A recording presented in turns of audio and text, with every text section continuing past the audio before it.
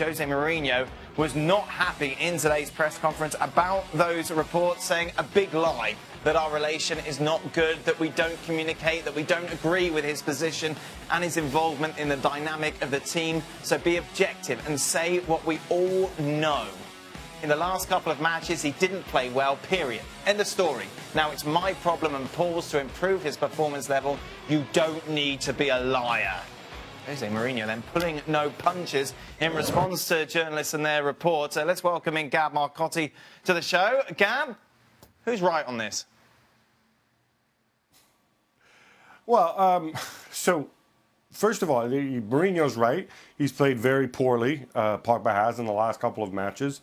There were essentially two reports suggesting tension there. One was from a French newspaper, L'Equipe, suggesting that Pogba may be regretting returning to United. I don't know. Maybe they have their own sources. I certainly wasn't able to confirm that. The other one is from a source that historically has been pretty close to Jose Mourinho and his camp. So it seems slightly counterintuitive to me. What was interesting as well, though, in that interview, a lot of people have been chastising United, suggesting that Pogba really struggles playing in a 2 in front of the back 4. And Mourinho went out of his way to say that you guys are all silly, watch the match. It wasn't a 2 in front of the back 4. It wasn't Pogba and Matic in front of the back 4. It was actually a 3-man midfield, and it was Pogba left of the 3 and Lingard right of the 3. I thought that was interesting because effectively he's saying this is Pogba's position, and this is where a lot of people have said he should be playing. Craig, you were quite scathing of Pogba on Monday's show, talking about the fact that he's come here and it's almost like we should be bowing at his feet that he's in the Premier League. Mm-hmm.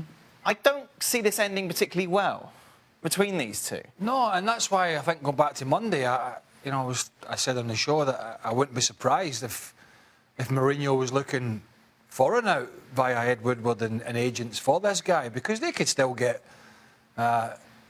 big money for him, really big money for him.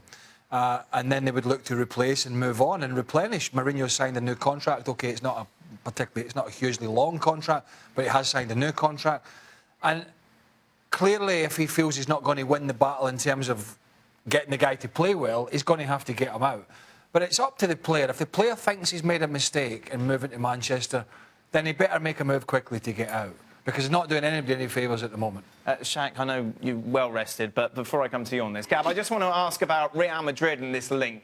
Is there any possibility that he could go to Madrid in the summer?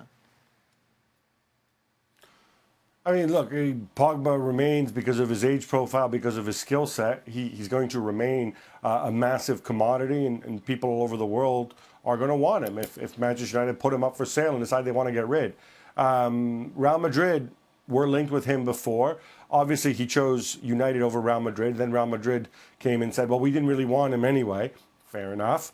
But if there is a move, Real Madrid could obviously afford him. But again, I don't actually see this one ending badly. I think it's in Mourinho's interest and it's in Pogba's interest for the two of them to work together. And frankly, these stories about tension, I think what Pogba doesn't want to do, he doesn't want to get scapegoated. And I think the media in some ways maybe were doing that. Maybe Mourinho felt he was sticking up for him. I don't know. But I think these two men are intelligent enough to go and work it out between now and the summer. This is Paul Pogba you're talking about. This isn't Henrik Mkhitaryan, who cost half as much and is older and whatever else. This is Pogba. They're going to make it work, I think. Just briefly, there's a way out of Paul Pogba getting, as Gab pointed, scapegoating. There's a way out of getting scapegoated for him. It's pure and simple. Is produce on the field.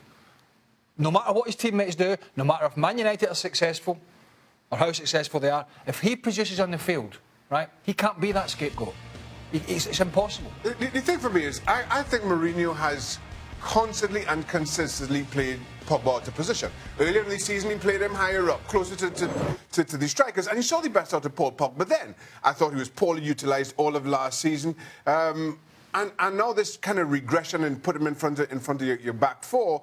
But he wasn't shy. He's not in front of the back 4. Listen, he's not playing anywhere near to where as advanced as he was when he played Juventus. That's his fault. That's his fault that he's not playing. You play Newcastle, your old team at home, one of the worst teams in the Premier League.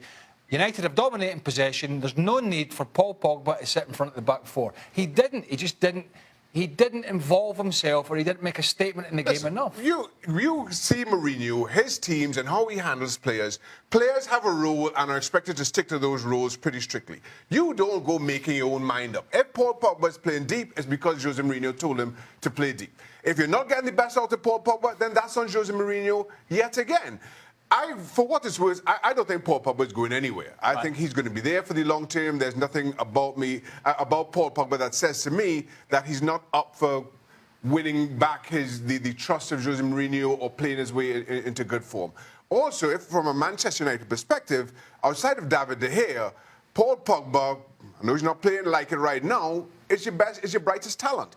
If you do want to rediscover that old form, get yourself back to where you believe you should be, you don't do that by selling the likes of Paul Pogba.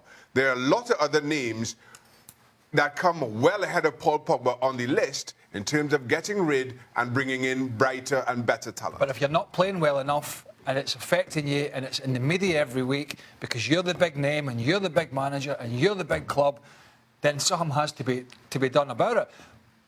Paul Pogba's got it all. For the modern player, well over 6 foot, athletic, quick, strong, powerful, talented, clever guy, markets himself well, can do everything. It is up to him. It is up to him to prove everybody wrong that he's back in the Premier League, back at a really big club in England to make a mark. Some are saying also it's not just a Mourinho, not just a Mourinho thing, that his nose is out of joint a little bit because Alexis Sanchez has come in, lots of headlines. Oh, and by the way, huge money. Quickly, Gab.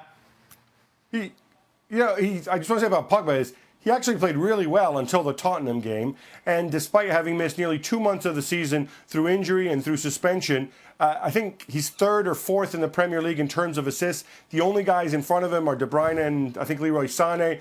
Both play for Manchester City, scored 1 million goals. He's not having a bad season, or he wasn't until that Tottenham game. We're talking really the last 2-3 weeks where he's had a dip in form. He's got 3 goals in all competitions, Gab. I don't care how deep he's been. He's by his standards, I'm sorry, for one of the top, 5 players in the world, apparently. I think there needs to be more than that.